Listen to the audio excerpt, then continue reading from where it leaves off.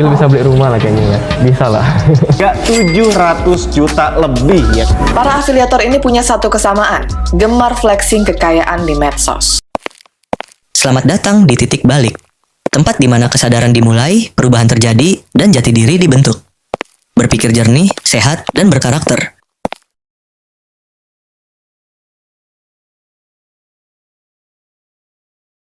Di satu sisi, kita melihat video orang menghamburkan uang, memperlihatkan jam tangan mewah, mobil sport, hingga liburan ke luar negeri. Tapi di sisi lain, masih banyak yang harus antri minyak goreng, berebut bantuan sosial, dan kesulitan membayar sekolah anak. Apakah ini zaman keemasan atau zaman gengsi palsu? Budaya flexing atau pamer kekayaan kini tak mengenal batas. Dari pejabat, selebriti, influencer, sampai masyarakat biasa, semua berlomba jadi pusat perhatian. Apa itu flexing? Flexing adalah istilah populer yang merujuk pada aksi memamerkan kekayaan, status sosial, atau gaya hidup mewah, biasanya di ruang publik, terutama media sosial. Dulu, kita hanya melihat ini di kalangan artis dan orang super kaya.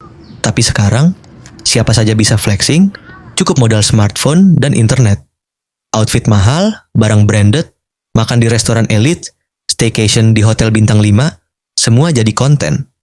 Bukan karena itu kebutuhan, tapi karena ingin dianggap berhasil. Flexing tak terbatas status. Memang, sorotan tajam sering diarahkan pada pejabat yang pamer gaya hidup mewah, dari mobil miliaran, jam tangan ratusan juta, sampai pesta ulang tahun anak seperti Sultan. Tapi mari kita jujur, flexing bukan cuma milik mereka. Banyak influencer menjadikan flexing sebagai konten harian. Ada yang pakai mobil sewaan demi gaya, ada yang udah ngaku crazy rich padahal hidupnya penuh cicilan. Flexing kini merambah semua lini. Bahkan orang biasa pun memaksakan diri ikut-ikutan meski harus berutang atau mengorbankan kebutuhan utama. Istilah flexing sudah bergaung sejak 1990. Ia setara dengan pamer dan membual. Tujuan utamanya, ya membuat orang lain terkesan. Tapi bukan hanya harta yang bisa jadi bahan pamer. Hari ini, bahkan keseharian pun bisa menjadi objek flexing.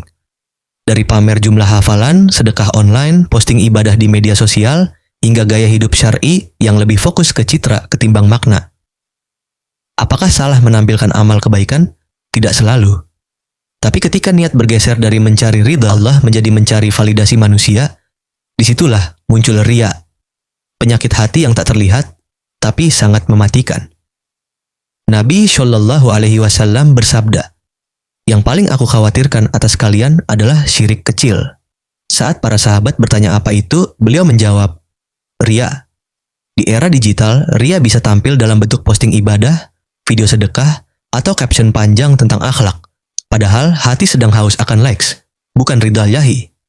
Maka sebelum kita menilai flexing orang lain, mari kita periksa. Adakah riya tersembunyi dalam amal kita? Di negara dengan ketimpangan ekonomi tinggi seperti Indonesia, budaya flexing bisa jadi sangat menyakitkan. Data dari BPS dan World Bank menunjukkan, ketimpangan masih jadi masalah serius. Di balik pembangunan, banyak keluarga masih bergelut dengan kemiskinan, pengangguran, dan keterbatasan pendidikan. Pertumbuhan ekonomi Indonesia yang kerap dikatakan masih baik, bahkan saat dunia dilanda pandemi COVID-19 sekalipun, nyatanya tak bisa memupus problem ketimpangan. Kalau merujuk data World Inequality Report atau WIR pada 2022, ketimpangan pendapatan di Indonesia antara si kaya dan si miskin justru makin melebar. Pun seperti yang dikatakan Ketua KPPU, pertumbuhan jumlah kekayaan 10% orang kaya di Republik ini jauh lebih besar, jauh lebih cepat daripada pertumbuhan kekayaan 40% orang miskin di Indonesia.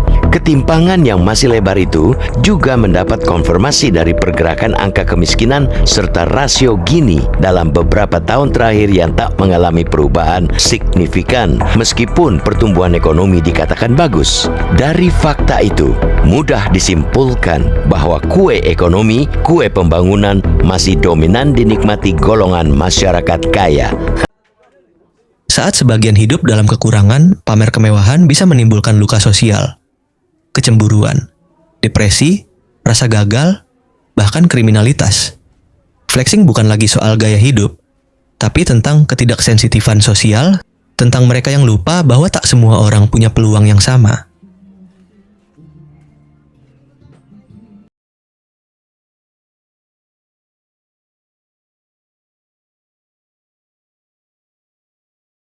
Media sosial memperkuat budaya flexing. Para afiliator Algoritma lebih suka konten yang glamour, sensasional, dan mengundang emosi. mereka membuat Konten pamer kekayaan seringkali viral lebih cepat daripada konten edukatif atau kontemplatif. Realitas pun mulai dibentuk oleh citra.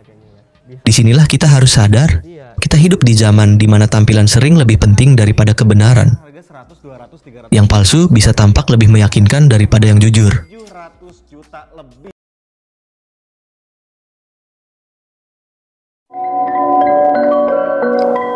Dua orang ini belakangan banyak diulik warganet.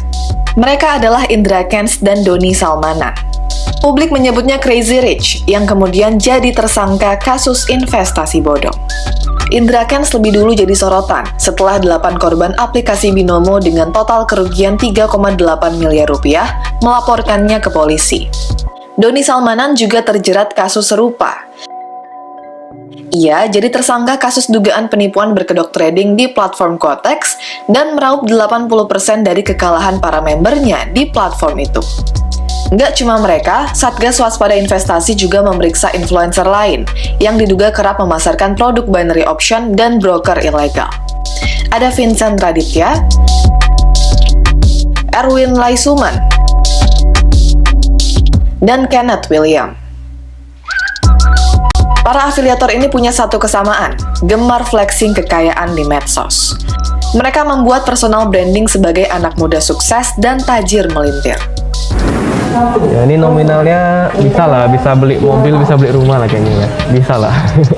Jadi ya inilah pajak yang mau kita bayarkan nanti. Jam tangan ini bukan jam tangan harga 100, 200, 300, 400 ya guys ya. Ini saya beli seharga 700 juta lebih ya.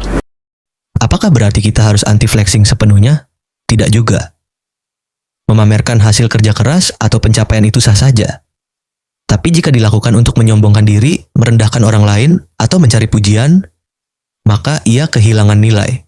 Flexing yang elegan adalah ketika keberhasilan dibagikan untuk memotivasi, bukan menyombongkan. Ketika pencapaian menjadi inspirasi, bukan kompetisi. Pertanyaannya sekarang, apakah kita hidup untuk dinilai, atau untuk memberi nilai?